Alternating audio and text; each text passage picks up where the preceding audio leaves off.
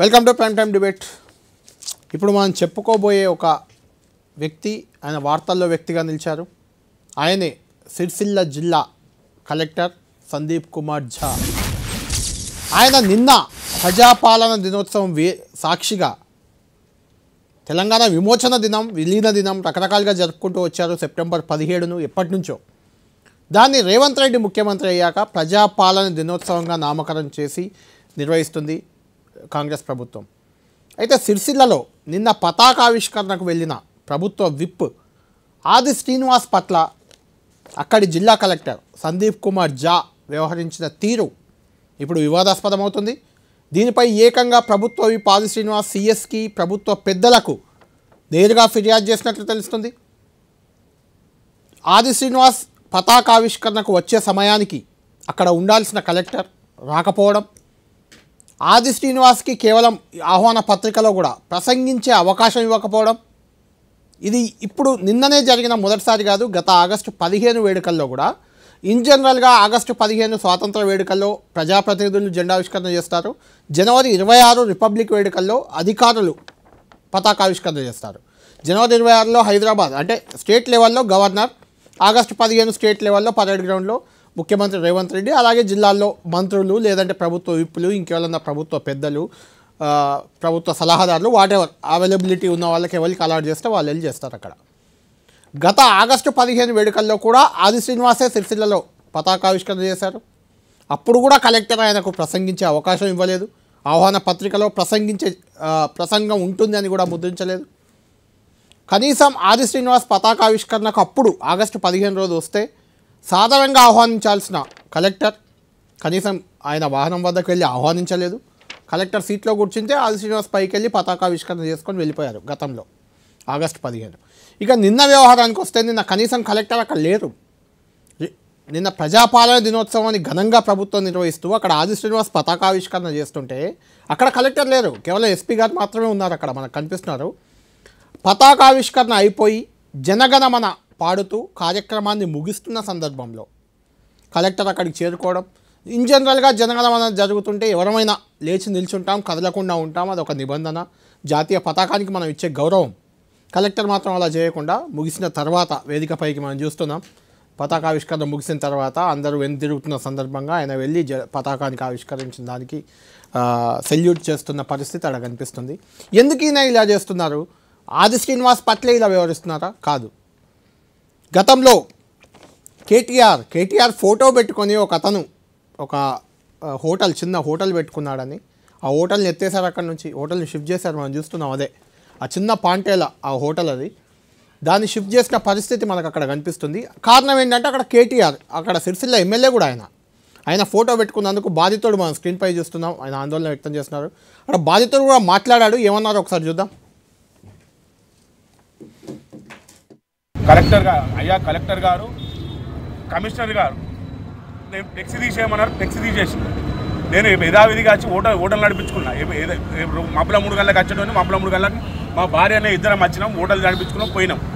పోయి ఇంటికి పోయి తిని పండుకునే మేము మబ్బుల 3 గంటలకు వస్తాం సార్. హోటల్ నిద్ర లేదని మధ్యాహ్నం పండుకున్నాం. వచ్చేవారన్నా డబ్బనే మాయమైంది సార్. ఇంత అన్యాయమా సార్? మాకు కనీసం మాట వరుస అరే తమ్ముడు మేము మీకు డబ్బు ఇచ్చినాం, మళ్ళీ మా డబ్బా మేము కూడా పోతున్నాం, నీ సామాను ఉంచుకోమని కూడా చెప్పలేదు సార్. మొత్తం నన్ను రోడ్డు మీద వారేసిరు సార్.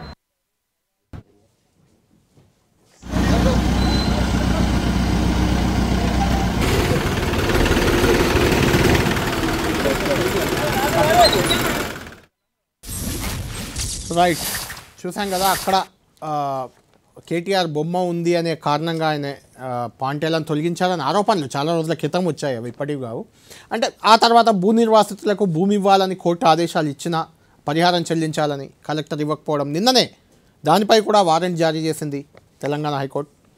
ఇలా చాలా అంశాలకు సంబంధించి కలెక్టర్ వివాదాస్పదంగా మారుతున్నారు. ప్రధానంగా ఆయన బీఆర్ఎస్ నేతలను నిన్న మొన్నటి వరకు టార్గెట్ చేస్తే అధికార పార్టీ సంతోషించినట్టే కనిపించింది. కానీ ఇప్పుడు అధికార పార్టీలో ఒక కీలక నాయకుడు, ప్రభుత్వ విప్పు, రేపమాపో అయితే ఆయన మంత్రి కూడా కావచ్చు, వివాదరహితుడు, చాలా మృదు స్వభావిగా ఆయనకు పేరుంది. ఆయన అగ్రెసివ్గా వెళ్ళే టైపు కూడా కాదు.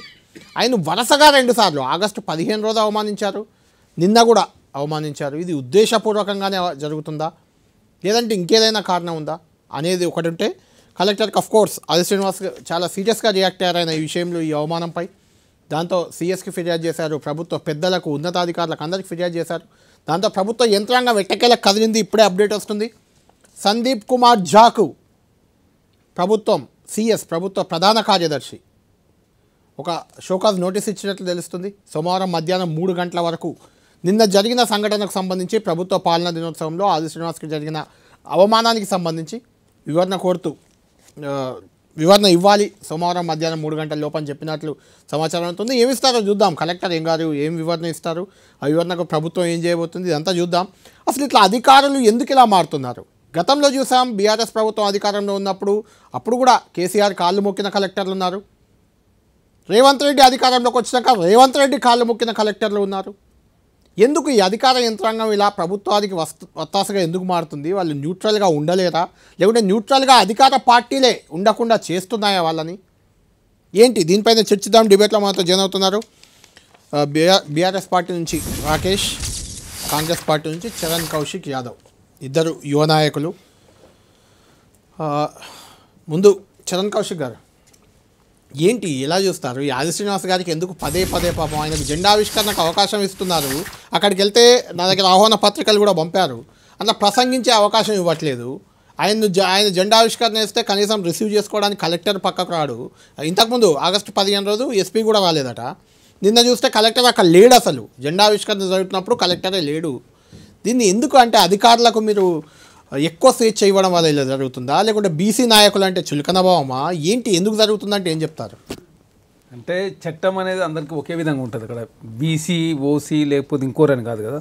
ఇక్కడ ప్రధానంగా జరిగింది ఏంటంటే కలెక్టర్ గారు ఆలస్యంగా వచ్చుడని, అదే కాకుండా గెస్ట్కు ప్రోటోకాల్ ఫాలో కాలేదని, తర్వాత జాతీయ గీతం పాడుతూ ఉంటే మధ్యలో వచ్చిందని, ఇది 2 సార్లు రిపీట్ అయింది. కాబట్టి ఖచ్చితంగా దీని మీద చర్యలు తీసుకోవాలని చెప్పేసి ఆది శ్రీనివాస్ గారు సీఎం, అదేవిధంగా సెక్రటరీ గారిని, శేషాద్రి గారిని వారికి కంప్లైంట్ చేస్తే వారు రాతపూర్వకంగా కంప్లైంట్ ఇవ్వమని చెప్పడంతో కంప్లైంట్ ఇచ్చిన తర్వాత వారి షోకాజ్ నోటీసు జారీ చేసి సోమవారం వరకు వివరణ ఇవ్వడం జరిగింది. వివరణ ఇవ్వాలని చెప్పేసి ప్రభుత్వం కోరినమాట వాస్తవం.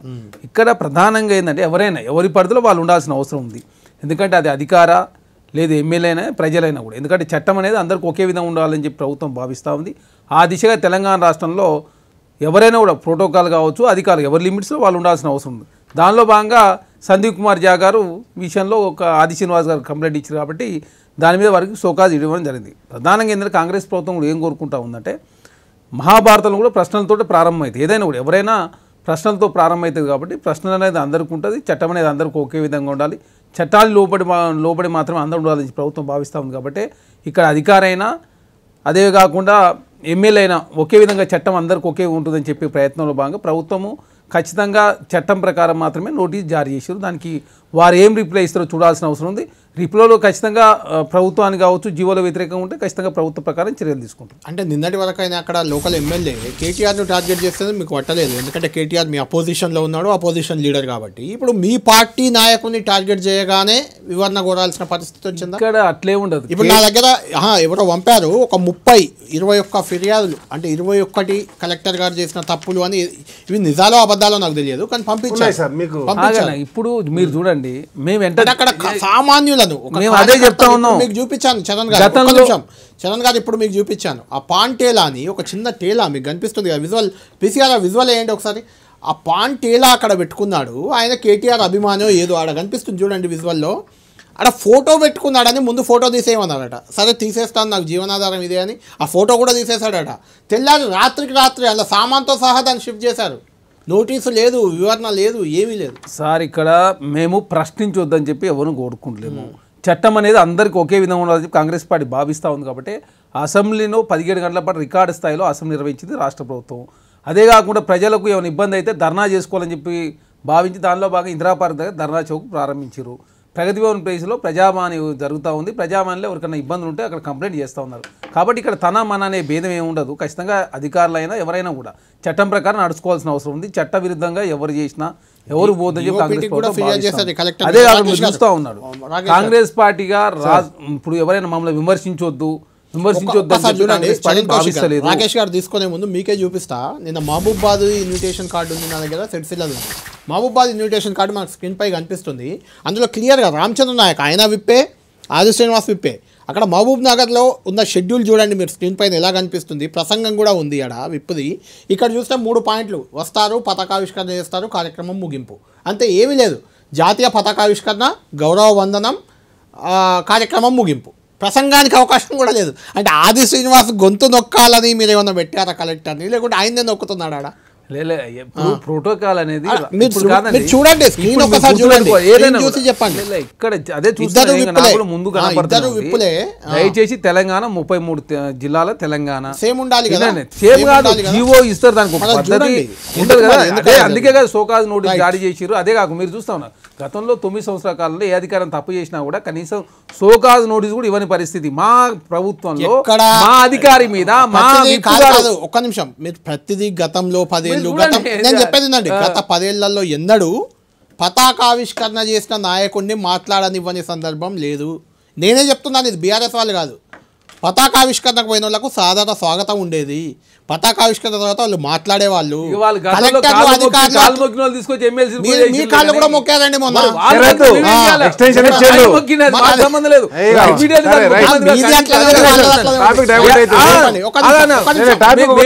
చరణ్ గారు మళ్ళీ మాట్లాడిస్తాం మీతో. రాకేష్ గారు, ఏంటి అసలు అంటే సందీప్ కుమార్ ఝా కలెక్టర్ పై మీరు డిఓపిటి వరకు వెళ్ళి ఫిర్యాదు చేశారు. ఎందుకో కలెక్టర్ మిమ్మల్ని టార్గెట్ చేశాడా, మీరు కలెక్టర్ను చేశారా, అసలు ఏంటి?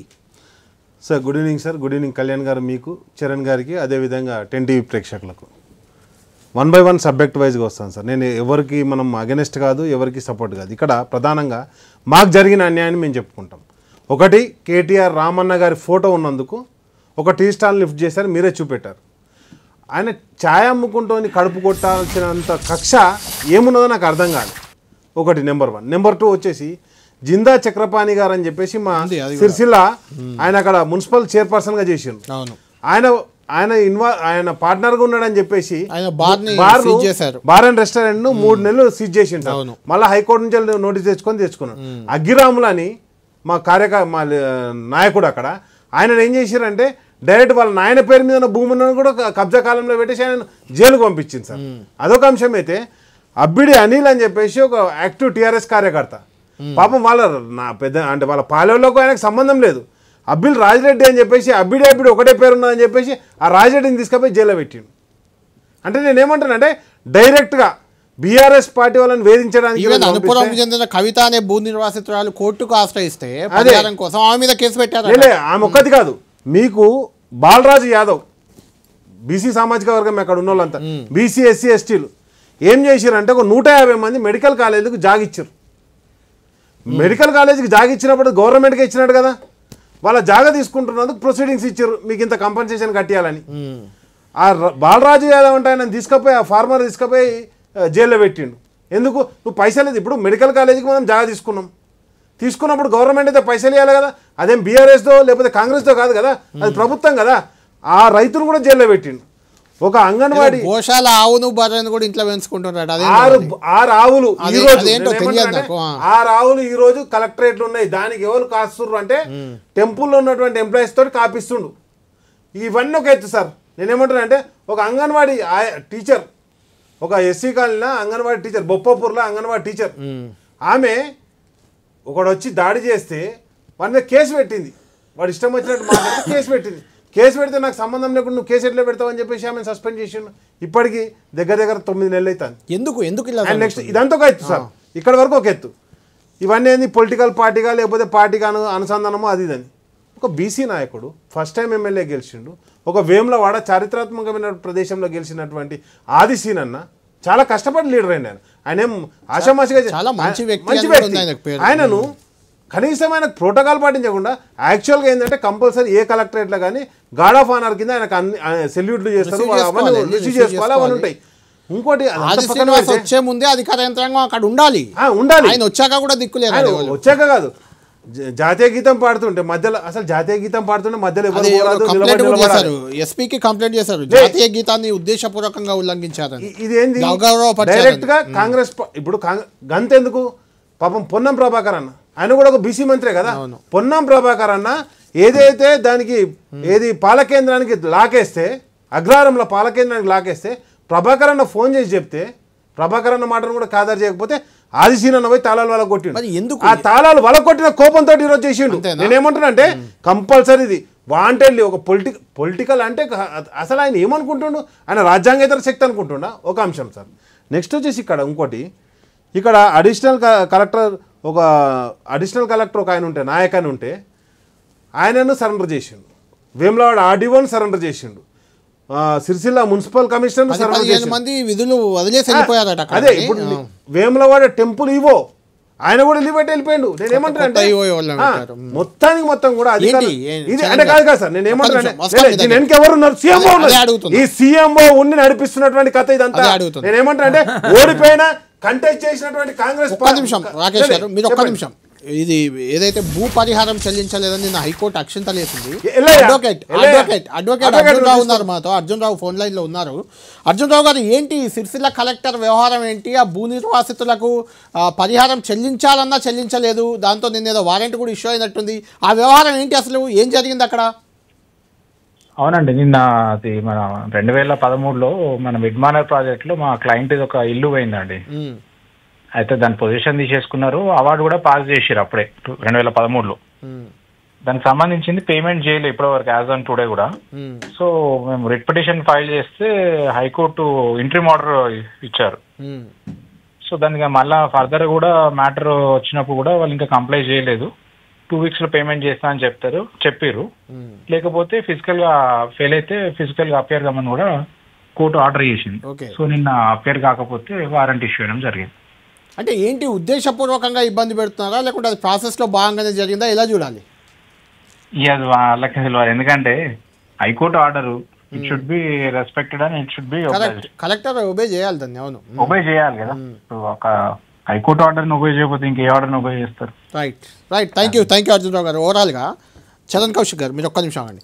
హైకోర్టు ఆర్డర్ను ఒబే చేయరు, ప్రభుత్వ విప్పును పట్టించుకోరు, మంత్రి ఏదో చెప్తున్నారు, మంత్రి చెప్తారు. అంటే వెనుక సీఎంఓ ఉంది, సీఎంఓనే అతన్ని ఇలా చేసింది అంటే ఏం చెప్తారు? ఇప్పుడు సీఎంఓ ఉంటే సీఎం సెక్రటరీ ఎందుకు నోటీస్ జారీ చేస్తారు? ఇన్ని అయినాక కదా నోటీస్. మేము కాంగ్రెస్ ప్రభుత్వంగా మమ్మల్ని ఎవరు ప్రశ్నించొద్దని చెప్పి మేము భావిస్తలేము, ప్రశ్నించాల్సిందే. అందుకే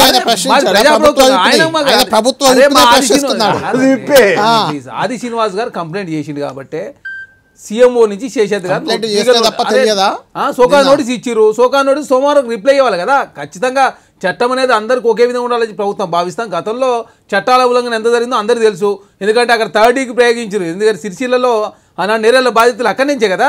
ఆనాడికి వాళ్ళు అధికారులు మీరు ఎమ్మెల్సీని మీరే ఇచ్చారు. మీరు మీ ఆయనలో ఏసీబీ ఎన్ని దాడుదనే, మా ఆయనలో ఏసీబీ ఎన్ని జరుగుతుంది చూడండి, చెక్ చేసుకోండి. దానిలో భాగంగా కాంగ్రెస్ ప్రభుత్వం ఆయనకు ప్రభుత్వంలో సోకా నోటీస్ ఆది శ్రీనివాస్ మాకు డెమోక్రసీ ఉంది కాబట్టి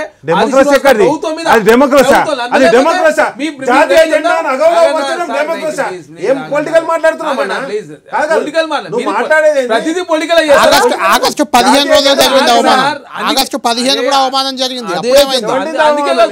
చాలా టైం పట్టింది కదా. అందుకే సోకాజ్ నోటీస్ ఎందుకు తర్వాత ఇంటెలిజెన్స్ వ్యవస్థ అంతా వీక్ గా ఉందా? ఉండదు కదా. శివధర్ రెడ్డి గారికి కూడా ఫిర్యాదు చేశారు. ఇప్పుడు గుర్తు ప్రజాస్వామ్యం ఉంది కాబట్టి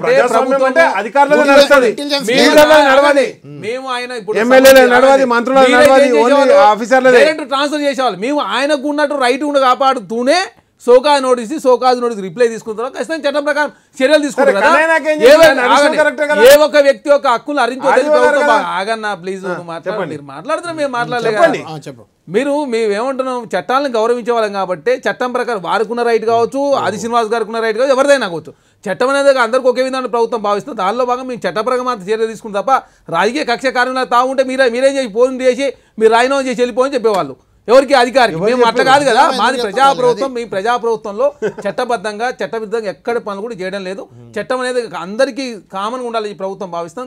ఆ దిశగా అడుగులు పడతా ఉన్నాయి కాబట్టి సోకాజ్ నోటీస్ ఇచ్చారు. సోమవారం రిప్లై బట్టి ఖచ్చితంగా చర్యలు తీసుకుంటారు ప్రభుత్వం. రాకేష్ సార్, నేను ఏమంటానంటే ఇది అంతవరకు ఒక అంశం సార్. ఇది సరే రాజకీయంగా పొలిటికల్గా మమ్మల్ని వేధించరు, ఆదిశీనకు రెస్పెక్ట్ చేయాలి, వాళ్ళ ఇష్టం, వాళ్ళు కాంగ్రెస్ వాళ్ళు భరిస్తారు, మాకు భరించడానికి లేదు, మేము కంప్లైంట్ చేసినాం.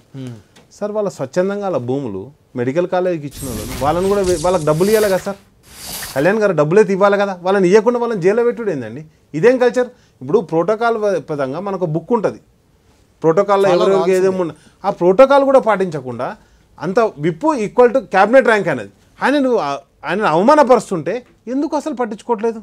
కాబట్టి నేనేమంటున్నా, దీని వెనుక మొత్తం కూడా సీఎం డైరెక్ట్గా ఉండి ఇన్వాల్వ్ అయిన ఏం లేదు. అక్కడ వేసినటువంటి ఒక శాడిస్ట్ను పంపించి కేటీఆర్ గారిని వేధింపులు గురించాలని అనుకున్న తర్వాత నేను ఆయన అంటలేను. మొత్తం అక్కడ ఏదైతే సిస్టమ్ నడిపానో నేను కలెక్టర్ని ఎక్కడ అంటలేను, సిస్టమ్ అంటున్నా. సిస్టమ్ ఏంది? ఏదైతే టార్గెట్ చేయడానికి కేటీఆర్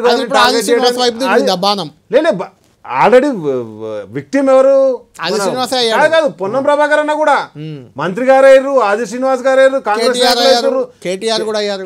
నేనేమంటాను, అన్నను ఫస్ట్ నుంచేలే చేస్తారు వాళ్ళు. ఆ విషయానికి మాకు తెలుసు. ఉత్త దావా చేసుకుంటే రైట్ చేసిన వాళ్ళు కాదు సార్. ఇంకా మంగ్లీ అంటే ఆమె సింగర్ కూడా దావా చేసుకుంటుంటే ఆమె వైఎస్ఆర్సీపీకి పాటలు పాడిందని రైట్ చేసిన వాళ్ళు వీళ్ళు. కాంగ్రెస్ వాళ్ళు ఏం సార్ మొత్తం శాడిజం చూపిస్తారు. కాంగ్రెస్ వాళ్ళు రాష్ట్రాన్ని ప్రేమిస్తలేరు. యూరియా దొరకదు, విత్తనాలు దొరకాయి, లేకపోతే పంటలు కొనేటప్పుడు మొత్తం తడిసిపోతాయి. ఏదున్నా సార్ ఈ ప్రభుత్వం అడ్మినిస్ట్రేషన్ ఉందా అసలు ఎక్కడన్నా? ఈ రంగం పనిచేస్తుంది. హైడ్రాని చూపిస్తారు. ఫ్లైఓవర్లు మునిగిపోతాయి సార్. ఎక్కడైనా రోడ్డు మునిగిపోయిందంటే ఒక లెక్క ఉంటుంది, ఫ్లైఓవర్లు మునిగిపోతాయి. ఇద్దరు కొట్టుకోపోయారు.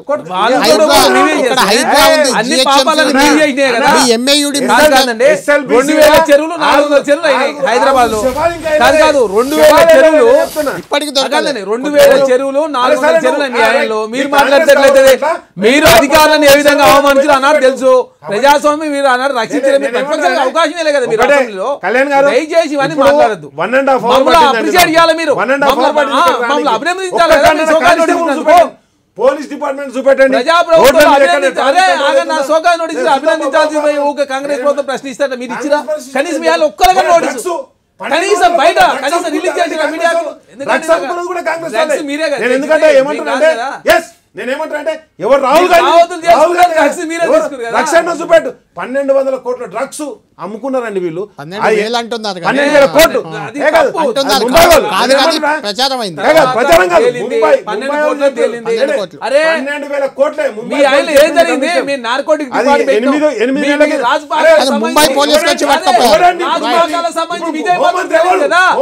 విజయ్ మధుర్ ఏమైంది మరి? విజయ్ మధుర్ కదా దావత్లో.